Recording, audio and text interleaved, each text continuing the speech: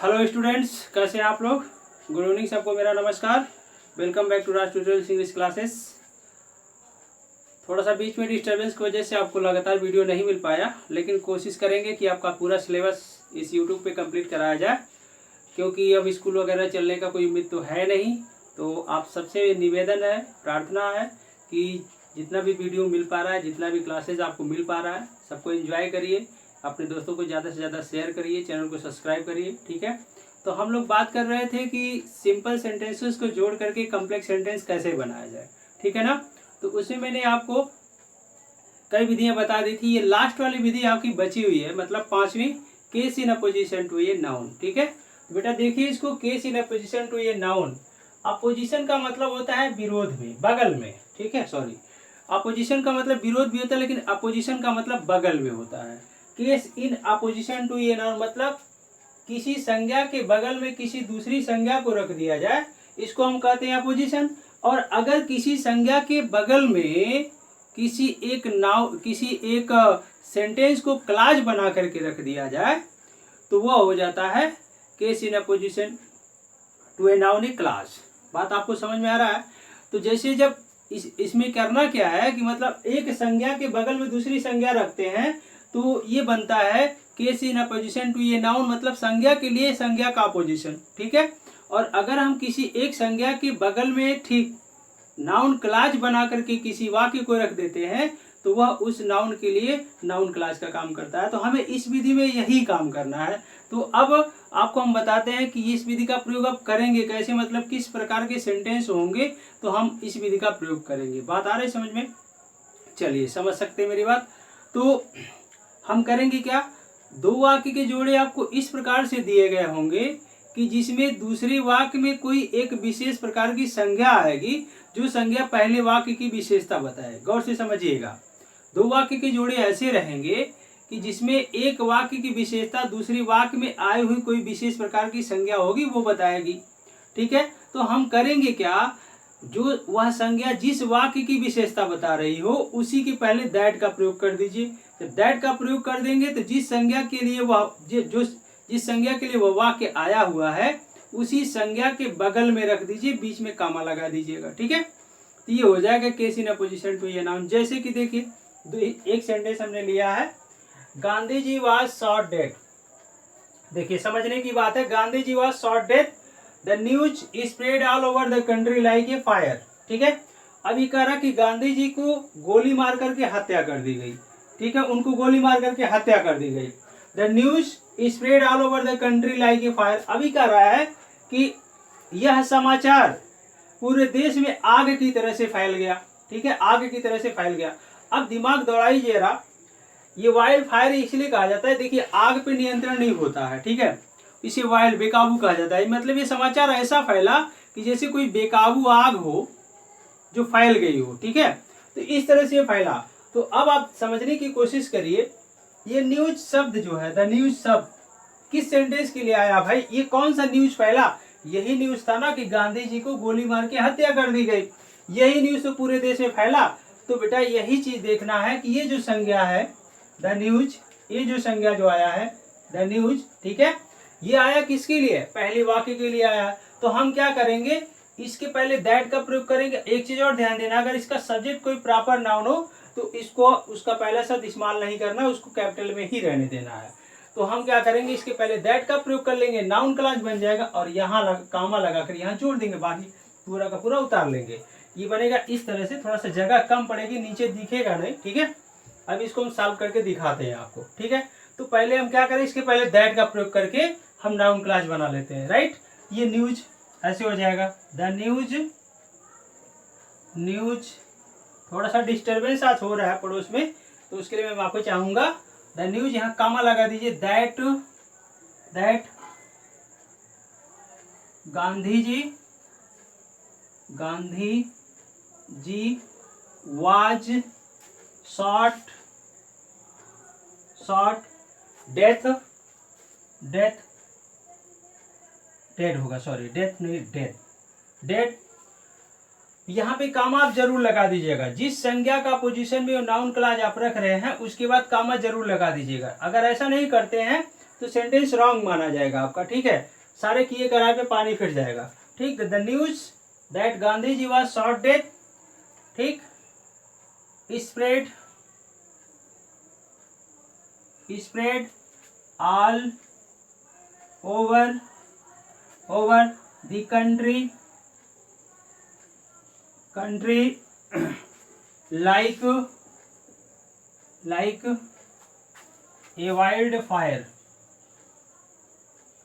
wildfire। इस तरह से बनेगा सेंटेंस, ठीक है। अब अगला एग्जांपल हम लेते हैं। तो जिन बच्चों को थोड़ी सी प्रॉब्लम अगर होती है कि मतलब मान लीजिए मैंने फास्ट बोल दिया, तो वीडियो को बेटा आप लोग रिवाइंड करके देखेंगे, दोहरा करके देखेंगे, जरूर समझ में आएगा। ये होता ऐसा है कि ये लिमिटेड समय होता है और ज़्यादा लेंथी वीडियो बनाना नहीं रहता है। लेंथी बना देने का मतलब ये होगा कि आप उबने लगेंगे और परिणाम क्या होगा उसको समझ नहीं पाएंगे। इसलिए कम समय में ज़्यादा से ज़्यादा देने की कोशिश की जाती है। तो आपसे यही रिक्वेस्ट है कि मतलब कोई प्रॉब्लम आ रही है तो आप उसको वीडियो को दोबारा देखिए, ठीक है। चलिए अगला सेंटेंस देखते हैं हम सब। अगला है I shall succeed. I shall succeed, sorry succeed है, यस लिखना चाहिए था। I shall succeed,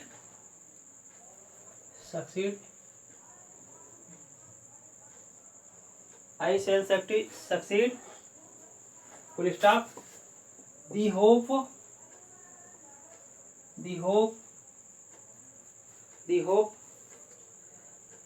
sustains to me.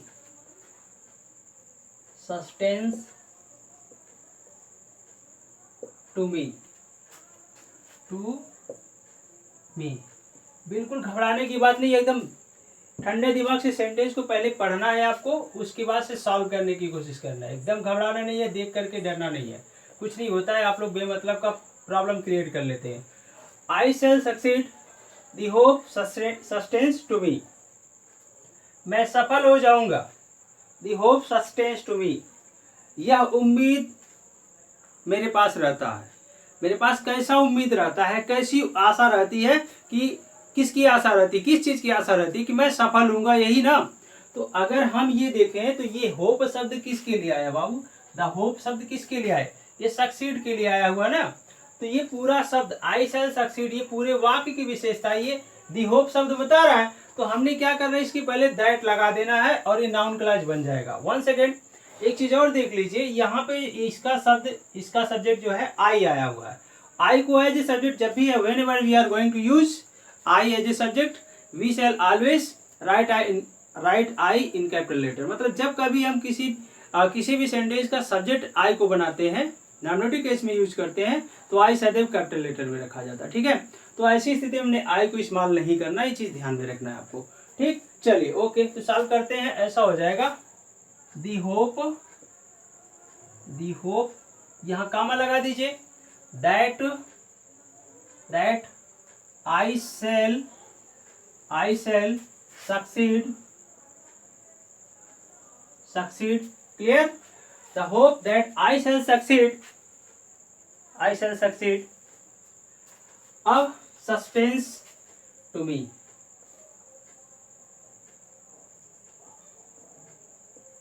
Sustain, यस हो जाएगा, सस्टेन्स टू मी, ठीक। इस तरह से सेंटेंस को सॉल्व करेंगे, ठीक है। तो उम्मीद है ये नियम आपको समझ में आया होगा, ठीक। इस तरह से ये ऐसे सेंटेंस जब भी मिलेंगे आपको, इस तरह के वाक्य जब भी मिलेंगे, तो आपने क्या करना, ठंडे दिमाग से उसका अध्ययन करना, पढ़ना अच्छे से।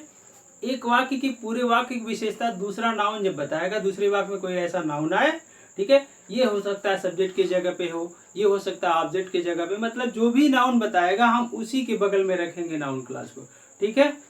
चलिए तो आगे बढ़ते हैं। अब इस प्रकार से आपका ये नाउन क्लास आज समाप्त होता है। फिर हम शुरू करते हैं अगली टॉपिक जो अपनी है एडजेक्टिव क्लास।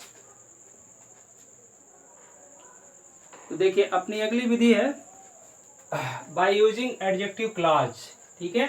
तो सबसे पहले मुद्दा यहाँ पे यह है कि एडजेक्टिव क्लास होता क्या है। एडजेक्टिव क्लास का डेफिनेशन देखिए इस प्रकार से है, an adjective class is a group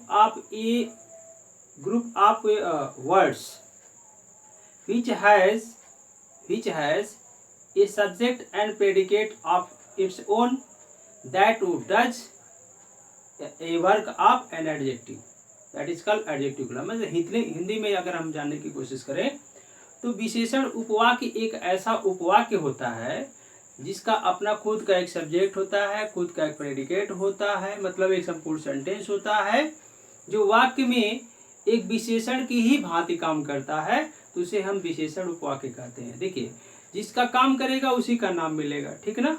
अब यहाँ पे मुद्दा ये है कि हम विशेषण उपवाक्य का प्रयोग कहाँ करते हैं, विशेषण का कहाँ प्रयोग करते हैं। इसको थोड़ा 2 मिनट से समझ लेते हैं, 2 मिनट टाइम दे करके। जैसे अगर मैंने लिखा बॉय, ठीक है, बॉय माने लड़का होता है, ठीक है। अब इसके पहले इस नाउन के पहले अगर कोई भी वर्ड हम यूज कर दें तो इसी की विशेषता ही बताता है। जैसे मैंने लिखा ये यंग बॉय, ठीक है, यंग बॉय। अब यहाँ पे देखिए, समझने की कोशिश करिए, ये नाउन है बॉय और इसके पहले मैंने लिख दिया यंग, मतलब नौजवान लड़का, ठीक।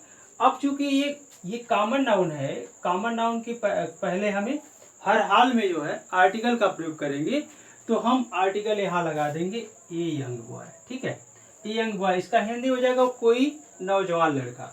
तो आप समझने की कोशिश करें कि इस नाउन के पहले क्या आया है, यंग आ गया, यंग के पहले ए आर्टिकल, और ये दोनों शब्द मिल करके इस बॉय की विशेषता बता रहा है, ठीक है। तो अब हम कहें कि विशेषण एक ऐसा शब्द होता है जो किसी भी संज्ञा के पहले प्रयुक्त होकर के उसी संज्ञा की विशेषता बताता है, ठीक है। तो ये विशेषण हो गया। अब रही बात ये विशेषण, ठीक है, विशेषण तो समझ में आ गया, लेकिन विशेषण उपवाक्य का प्रयोग मतलब एडजेक्टिव क्लॉज का प्रयोग किस प्रकार से रहता है। तो आपके दिमाग में आपसे यही होना चाहिए, सिर्फ यही आप जानिए कि विशेषण वाक्य में वहां पे प्रयोग किया जाता है जिस संज्ञा की विशेषता बताता है उसी के ठीक पहले आता है, ठीक है। लेकिन सर्वनाम के पहले नहीं प्रयोग किया जाता है। सर्वनाम के लिए जब भी आता है प्रेडिकेटिव यूज होता है, और नाउन के लिए जब भी आता है तो ये एट्रीब्यूटिव यूज होता है, ठीक है। चलिए, अब ये एडजेक्टिव क्लॉज क्या होता है। जब ये एडजेक्टिव आपको समझ में आ जाएगा तो एडजेक्टिव क्लॉज भी आसानी से समझ में आ जाएगा। अब देखिए यंग बॉय, ठीक है। अब अगर हम इसी बॉय के विषय में कुछ अन्य कुछ कहना चाहें, हु इज स्टैंडिंग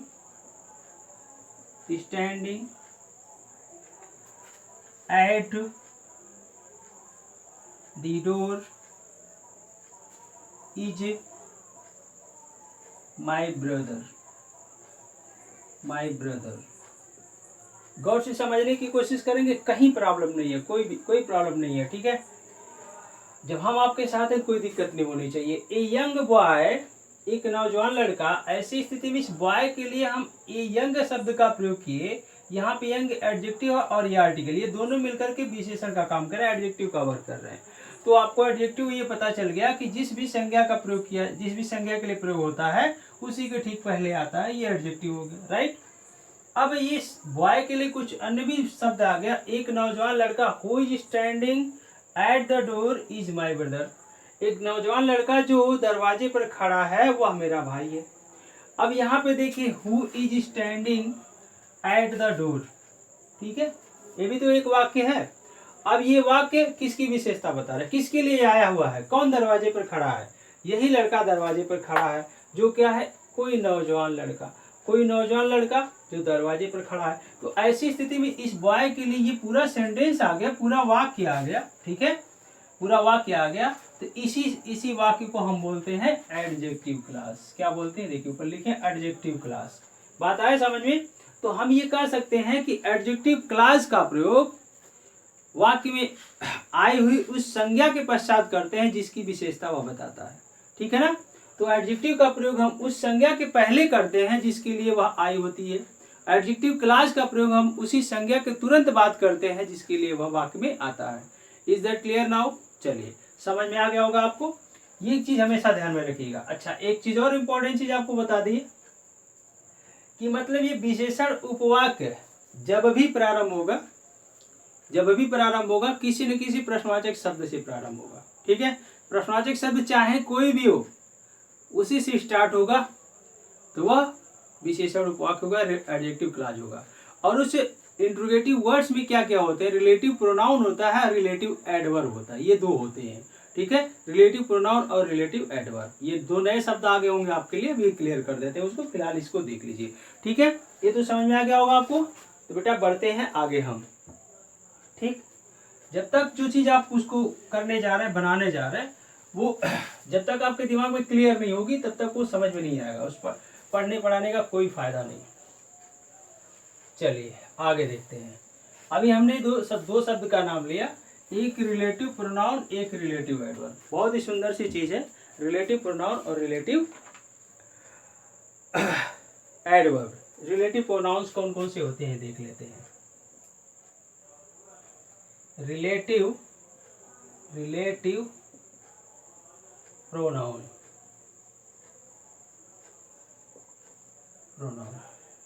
अभी नाम से ही क्लियर हो जाएगा, आप घबराइए नहीं। इसमें आता है हु, हुज, हुम, व्हाट, राइट। अब रिलेटिव एडवर्ब देखते हैं। रिलेटिव एडवर्ब, रिलेटिव एडवर्ब देखिए कौन कौन से होते हैं। हाउ,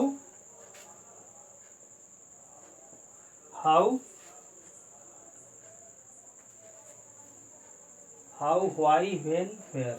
हाउ, व्हाई, व्हेन,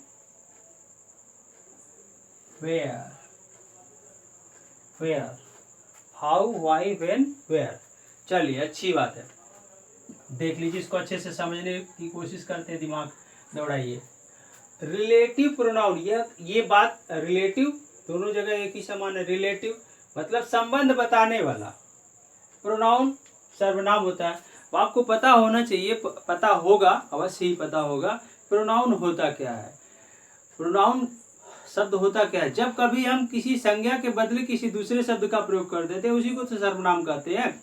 अब जो सर्वनाम होता है संज्ञा का ही काम करता है, राइट। चलिए ओके, अब इन प्रश्नों को जरा, इन प्रश्नवाचक शब्दों को गौर से समझने की कोशिश करते हैं। हु माने क्या होता है, कौन। हु माने कौन, हुज माने किसका, हु माने किसे, व्हाट माने क्या। अब इन सारे शब्दों के आंसर में आप जरा देखिए क्या मिलेगा। हुम, हु माने कौन, कोई व्यक्ति मिलेगा।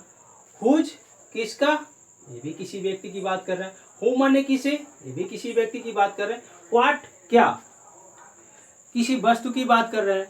तो हमने देखा कि इन चारों शब्दों के आंसर में कहीं ना कहीं कोई नाउन आ रहा है, कोई नाउन आ रहा है। और नाउन के इंक्वायरी के लिए, नाउन के जगह पे जब हम इन शब्दों का प्रयोग कर देंगे तो भैया ये प्रोनाउन होगा कि नहीं होगा, होगा ना। दैट्स इट, इसीलिए हम इसको बोलते हैं रिलेटिव प्रोनाउन। क्लियर हो गया। अब देखिए एडवर्ब क्या होता है, एडवर्ब की विशेषता क्या होती है, एडवर्ब की परिभाषा क्या होती है। एडवर्ब हम उसे कहते हैं जो संज्ञा सर्वनाम के अतिरिक्त से सभी पार्ट ऑफ स्पीच की विशेषता होता है। संज्ञा सर्वनाम को छोड़ करके से सभी पार्ट ऑफ स्पीच की विशेषता होता है, वो एडवर्ब होता है। तो अब संज्ञा सर्वनाम की बातें नहीं करेगा। हाउ कैसे, इसके जवाब में कहीं संज्ञा नाम की कोई चीज आ रही है, नहीं आ रही। व्हाई क्यों, व्हेन कब, वेयर कहाँ, ये स्थान बता रहा है। अब स्थान, ये स्थान देखिए, अब कुछ बच्चों के दिमाग में घूम रहा होगा कि स्थान का तो नाम हो रहा है, सर बोल रहे हैं कि मतलब नाउन नहीं है। ठीक है बेटा, आपका सस्पेंस जाहिर बिल्कुल सही है, लेकिन स्थान ये होता है एडवर्ब ऑफ प्लेस, वो नाउन कैसे हो गया, ठीक है ना। चलिए, इसलिए हम इनको बोलेंगे रिलेटिव एडवर्ब। अब तो ये क्लियर हो गया होगा दोनों। जब ये क्लियर हो गया, एक बार ये सामने आ ही गया, तो इसकी बात देख लीजिए कि इसकी कैसे कैसे हम प्रयोग करते हैं, ठीक है। अब हु का प्रयोग जब भी आप एडिटिव क्लास बनाने के लिए करेंगे तो इसका व्यक्ति के लिए करेंगे, ठीक है, व्यक्ति के लिए करेंगे या जानवरों के लिए करेंगे। हुज का प्रयोग कहाँ करेंगे, ये व्यक्ति के लिए करेंगे लेकिन पॉजेसिव केस में करेंगे, ठीक है। अब हुम का प्रयोग कब करेंगे, ये भी व्यक्ति के लिए प्रयोग किया जाएगा, लेकिन कब, ऑब्जेक्टिव केस में प्रयोग करेंगे। और व्हाट का देखिए, व्हाट का प्रयोग हम जब भी करते हैं, व्हाट का प्रयोग जब भी हम करते हैं ये वस्तु के लिए करते हैं। किसके लिए करेंगे, वस्तु के लिए। अब एक और शब्द आता है, कुछ और बचेगा तो आगे बताते हैं। आगे देखिए, अब हाउ का प्रयोग जब भी आप करेंगे, हाउ माने कैसे, कैसे मतलब ये मैनर के लिए आता है। मैनर की जब बात की जाएगी, ढंग की जब बात की जाएगी, तो हाउ का प्रयोग करिएगा दोनों को जोड़ने के लिए। व्हाई, ये क्यों, ये कारण जानने की कोशिश करता है, रीजन जानने की कोशिश करता है। जब कारण की बात हो तो आप व्हाई से जोड़िएगा। व्हेन ये समय की बात करता है, तो जब भी ये समय की बात होगी तो आप व्हेन से जोड़ दीजिएगा। स्थान की बात जब भी की जाएगी तो आपको क्या करना है, वेयर का प्रयोग कर देना। लेकिन एक चीज आपको हमेशा दिमाग पे फिट कर लेना, भी बैठा लेना है, जब कभी भी इन शब्दों से जोड़ करके दो वाक्य को जोड़ के कम्प्लेक्स सेंटेंस बनाएंगे, ये जिन शब्द के लिए आया है, जिस भी नाउन के लिए आया है, या समय के लिए, स्थान के लिए, किसी भी चीज के लिए आया है, उसी के तुरंत बाद से स्टार्ट होना चाहिए।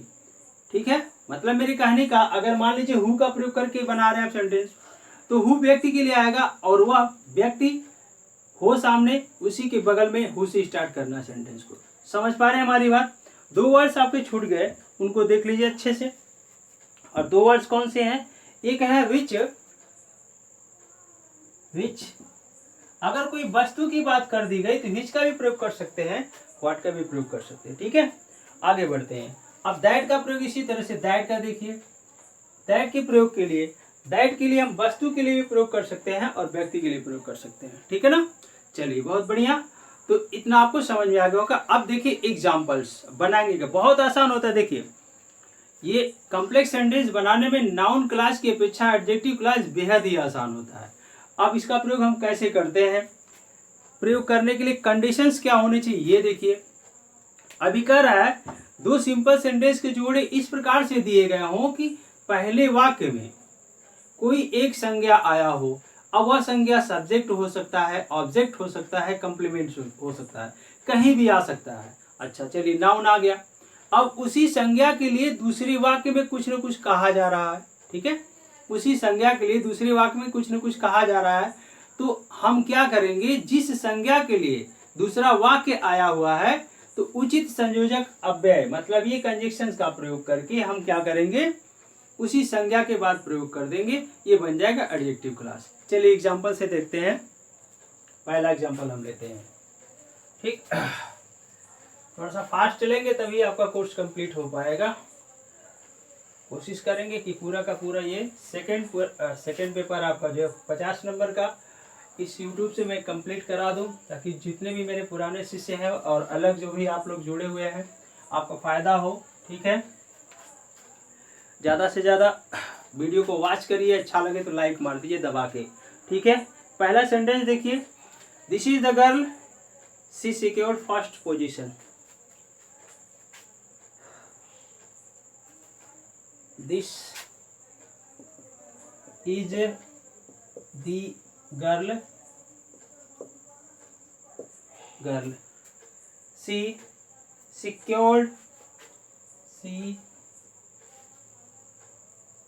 Secured first position, FIRST first position. अब देखिए दो वाक्य आपके सामने, ये देखिए जो सट गया है, एक मिनट इसको सही कर लेते हैं, कंफ्यूजन हो जाएगा। आप क्लियर है? दिस इज द गर्ल, एक सेकंड, यहाँ पे द न लिख करके अगर हम ऐसे कर दें फिर क्या होगा, मजे की चीज मिलेगी हमें। दिस इज ए गर्ल, यह कोई लड़की है। She secured first position, she secured first position, उसने पहला स्थान प्राप्त किया। ठीक है, या पहला स्थान प्राप्त किया था। अब इसे देखिए, समझने की कोशिश करिए। अब ये कह रहा है दिस इज ए गर्ल, यह कोई लड़की है, यह एक लड़की है। शी सिक्योर्ड फर्स्ट पोजीशन, उसने पहला स्थान प्राप्त किया। अब ऐसी स्थिति में पहले वाक्य में कोई ऐसी संज्ञा आई है जिसके लिए दूसरा वाक्य है। अब सी किसके लिए आया है? सी इस गर्ल के लिए आया है ना, तो जाहिर सी बात है कि दूसरा वाक्य जो है इस गर्ल के ही लिए बात कर रहे हैं, कि मतलब किसने पहला स्थान प्राप्त किया, इसी लड़की ने प्राप्त किया ना। तो बेटा देखिए यही नाउन है। ठीक है, और अभी मैंने आपको बताया हु का प्रयोग किसके लिए करेंगे, या तो व्यक्ति के लिए करेंगे या तो जानवर के लिए करेंगे। Is that clear? लेकिन कोई वस्तु होगा तो उसके लिए विच का प्रयोग करेंगे, इस बात को ध्यान दीजिएगा, ठीक है। चलिए, तो अब हम ये पहले वाक्य को ही प्रिंसिपल क्लॉज बना लेंगे। प्रिंसिपल क्लॉज बनाएंगे तो अब इसमें प्रिंसिपल क्लॉज बनाते समय इस बात का ध्यान दीजिए, जब कभी यहाँ पे कॉमन नाउन होगा उसके लिए यहाँ पे ए एन का प्रयोग किया गया होगा। जब भी प्रिंसिपल क्लॉज आपने बनाना है, जब भी बनाना है, इसके पहले आप क्या करेंगे, द का प्रयोग कर देंगे। ऐसे हो जाएगा, this is the girl. Girl. अब ऐसी स्थिति में यहाँ पे इस द का वही भाव निकलता है, दिस इज द गर्ल, यह वही लड़की है, ऐसा हो जाएगा। तो ए एन के जगह पे आपको द का प्रयोग कर देना है, ठीक है। अब हम हु से जोड़ेंगे, जब यहाँ आप हु लगाएंगे तो यहाँ पे जो भी प्रोनाउन आया रहेगा एज ए सब्जेक्ट उसे हटा दीजिएगा, ठीक है। बाकी सारी चीजें उतार लीजिए। सिक्योर्ड, सिक्योर्ड फर्स्ट पोजीशन,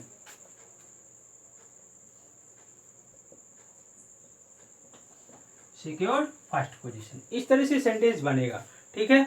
अगला सेंटेंस देखते हैं। ये मतलब नाउन कहीं भी हो सकता है बाबू, अब दिमाग में ये मत बैठा लीजिएगा कि मतलब चलिए लास्ट में ही आएगा, ना ना ना, वाक्य को पढ़ करके देखिएगा। और नाउन कहीं भी हो सकता है, सब्जेक्ट की जगह पे, ऑब्जेक्ट की जगह पे, कहीं भी आएगा। इसके लिए आएगा हम उसी के लिए प्रयोग करेंगे, ठीक है। चलिए अगला सेंटेंस देखते हैं, 2-4 सेंटेंस आप देख लीजिए। That was a boy, his father was a teacher. That was a boy, stop, his father was a teacher. His father was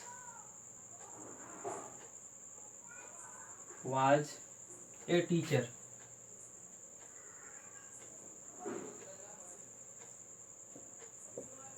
That was a boy, his father was a teacher. चलिए देखिए, वह एक लड़का था, his father was a teacher, उसके पिताजी एक अध्यापक थे। आप बताइए ये his शब्द जो आया है, his किसके लिए आया है भाई? किसके पिताजी एक अध्यापक थे? इसी लड़के के पिताजी अध्यापक थे ना। अभी मैंने बात करी आपको, whose का प्रयोग हमेशा व्यक्ति के लिए करेंगे, वो भी पॉजिटिव केस में करेंगे। यहाँ पे देखिए एक ट्रिक क्या है। ट्रिक ये है कि जब कभी भी किसी नाउन के लिए दूसरा वाक्य आएगा तो दूसरी वाक्य में किसी भी नाउन के पहले कोई ना कोई पॉजिटिव केस जरूर आएगा। इस बात को ध्यान दीजिए, फिर से सुन लीजिए। जैसे मान लीजिए बॉय आया है, इस बॉय के लिए दूसरा वाक्य कह रहा है। अब इस लड़के से संबंध ये दिखाएगा, ये दिखाने के लिए तो हमें पॉजिटिव केस चाहिए ही चाहिए ना। ये पॉजिटिव केस जब आएगा ये इसी के लिए आएगा। तो ऐसी स्थिति में आपने क्या करना, पॉजिटिव केस के जगह पर हुज का प्रयोग कर देना, ठीक है। जैसे ऐसे बन जाएगा, दैट वाज, अब क्या करें, ए लिखेंगे कि द लिखेंगे, कितने लोग सहमत है इससे? Boy, that was the boy, because कारण क्या है, जब इसका प्रिंसिपल क्लॉज बनाएंगे तो ए हटा देंगे, यहाँ पे द लगा देंगे, ठीक है। अब हुज का प्रयोग करिए, whose father was a teacher. अब देखिए यहाँ पे हु के जगह पे हुज का प्रयोग क्यों किया हमने बेटा? देखिए हु एक क्या है, हु एक पर्सनल प्रोनाउन है, हु एक पर्सनल प्रोनाउन है। और पर्सनल प्रोनाउन है तो इसलिए उसका 3 रूप होगा। सब्जेक्ट हु होता है, पॉजिटिव केस हुज होता है, और ऑब्जेक्ट हुम होता है। समझ गया हमारी बात? इसलिए हमने यहाँ पॉजिटिव केस की बात थी तो हमने हुज का प्रयोग किया, सब्जेक्ट की बात होती तो हम यहाँ पे हु का प्रयोग कर लेते, ठीक है ना। चलिए बहुत अच्छा। तो ये 2 सेंटेंस आपको समझ में आ गया होगा। कुछ 2-1 सेंटेंस रह जाता है, फिर उसको सॉल्व करेंगे हम सब अगले वीडियो में, ठीक है। तो अब मैं ये तो प्रॉमिस तो नहीं कर सकता कि मैं रेगुलर आऊँगा, लेकिन मैं इतना जरूर आपको आश्वस्त करा दे रहा हूँ कि अब इस वीडियो के बाद लगातार हर एक दिन आपको एक वीडियो मिलता रहेगा। 30-30 मिनट का जो भी हो पाएगा मेरे पास से, जो भी समय जैसा भी कहेगा मिल पाएगा, आपको मिलता रहेगा। आप देखते रहिए, देख करके उसको फॉलो करिए और अच्छे से अच्छी तैयारी करिए। और बस आपके लिए आपसे यही रिक्वेस्ट है, वीडियो अगर आप अच्छा लगता है तो ज़्यादा से ज़्यादा लाइक करिए, दोस्तों में शेयर करिए, चैनल को सब्सक्राइब करिए। Okay, thanks for watching, good night.